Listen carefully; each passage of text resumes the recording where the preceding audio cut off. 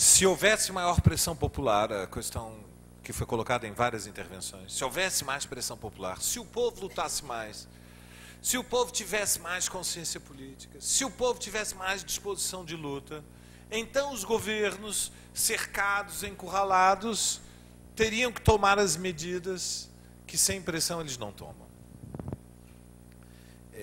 Logo, o problema é do povo, que não faz isso. Então, eu sei que parece assim, mas não é assim. É só isso que eu quero explicar, por que não é assim. Esta é a aparência da realidade, não é o que acontece de verdade. Vejam,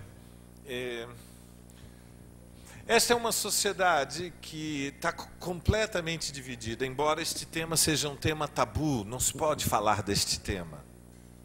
Ela está dilacerada pelo fato de que a riqueza está concentrada em muito poucas mãos.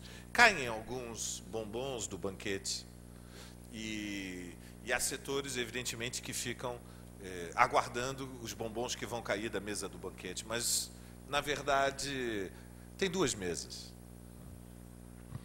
E os governantes, basicamente, o que eles fazem é preservar a ordem. Não é possível, neste momento histórico, reformar este sistema social.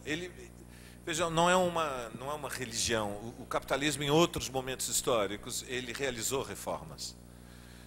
Mas o fato que, digamos, pode desagradar a maioria, mas são as imposições da história, é que mesmo nos países centrais, mesmo nos países onde está concentrada a riqueza e grande parte do conhecimento na sociedade contemporânea, não se realizam mais reformas progressivas.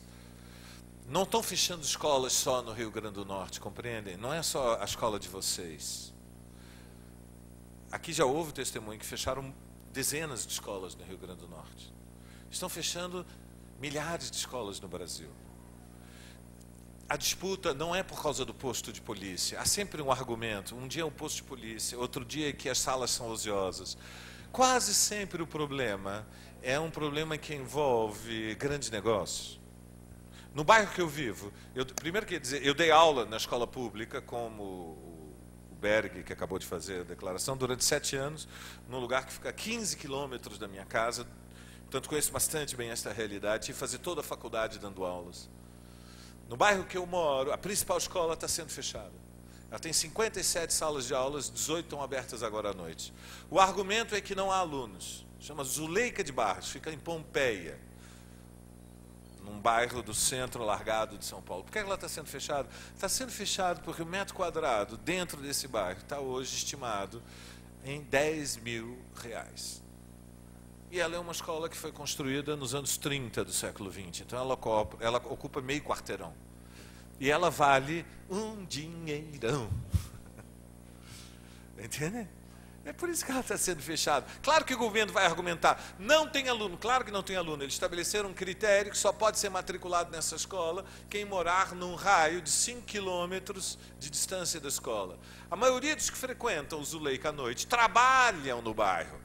Moram a 20 quilômetros, 15, 20 quilômetros de distância. Então, evidentemente, é fácil manipular para que não haja matrículas. Eu estou dando este exemplo, e não é um problema do meu bairro, do vossa escola, é um problema do sistema. Claro, vocês podem se perguntar assim, mas eu não posso derrubar o capitalismo. Eu quero que meus alunos, meus filhos tenham aulas nesta escola. Ok, o que nós estamos tentando colocar nesta sala, para vocês refletirem, para nós todos refletirmos aqui, não se enxuga o gelo nas mãos. Ele derrete. Pode parecer utópico a revolução. Sim, o povo não está disposto a fazer nenhuma revolução, porque o povo tem medo. Sim, o povo tem medo até a hora que não tem mais medo. Em junho de 2013, saíram em 2 semanas nas ruas, de um processo vertiginoso, quase 2 milhões de pessoas em 400 cidades. Não sei o que aconteceu no Rio Grande do Norte, mas em São Paulo, que, como sabem, ainda é o estado onde está a fração mais poderosa da classe dominante, o Alckmin fugiu de helicóptero.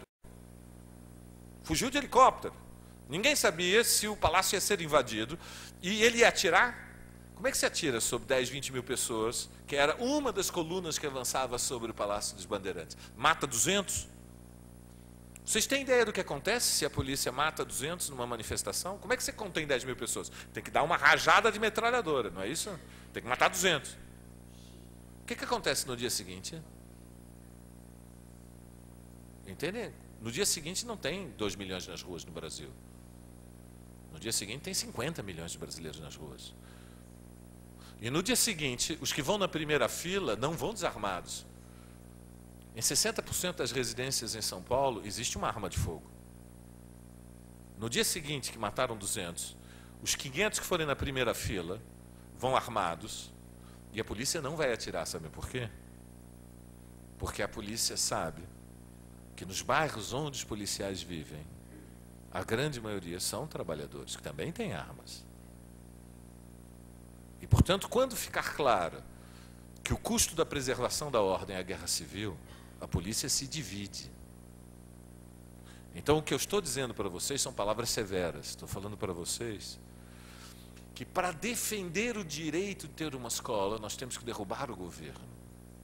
Vejam a que ponto chegamos. Não é uma coisa incrível? Que para ter o direito de estudar é preciso derrubar o governo através de uma insurreição. Isso provavelmente significa a guerra civil. Que tragédia. Bom, a pergunta, claro, vocês podem fazer, bom, mas a guerra civil talvez seja pior do que não ter escola. Não, não é. É pior não ter escola. É pior condenar uma geração à escuridão da ignorância. O povo brasileiro será capaz de fazer esse levante? Bom, em 2013 ele demonstrou, surpreendendo todos nós, que era capaz de fazer algo completamente inesperado. Ninguém convocou 2013. Quem convocou junho? A primeira manifestação, sim. Havia pequenos núcleos revolucionários e pequenos núcleos de movimentos populares. Depois foi uma autoconvocação, foi totalmente espontânea.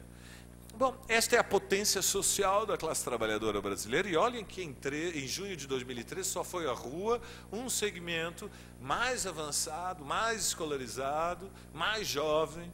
A média de idade era de 23 e 33 anos. Os batalhões pesados da classe trabalhadora, que são a classe operária brasileira, não saíram às ruas. Não se viu a força dessa gente. Não é possível. Não é possível até o dia em que é incontornável. Não é possível até o dia em que é inadiável. Há um grande medo, claro. O grande medo é o medo desse dia. Nesse dia, as Rosalbas vão ter que fugir de helicóptero, e vão ter que fugir do Rio Grande do Norte, e vão ter que fugir do Brasil. Nesse dia, os donos das grandes empresas que pagaram as Rosalbas vão ter que fugir. Nesse dia, alguns tiros vão ser dados. Mas o que vai morrer é muito menos daquilo que morre todos os dias em silêncio. Todos os dias morrem muitas esperanças em silêncio. Todos os dias muitas milhares, centenas de milhares, milhões de vidas são amputadas em silêncio. Vale a pena acreditar no grande dia que virá. O problema não é que vai haver explosão popular no Brasil. Vai ter uma explosão popular como vocês nunca imaginaram que seria possível. O problema não é esse. O problema é se ela vai ser vitoriosa ou derrotada, como foi em 2013. Compreendem? Não é que não vai haver soldados com vontade de lutar. Haverá soldados que vão lutar, que vão entregar suas vidas, que vão levar tiros, e jovens vão morrer. O problema é se eles vão morrer em vão, ou se a coragem e a valentia daqueles que se colocarem na primeira fila servirá para algo, para começarmos a mudar o Brasil. Um novo junho virá uma explosão popular, virá a Revolução Brasileira.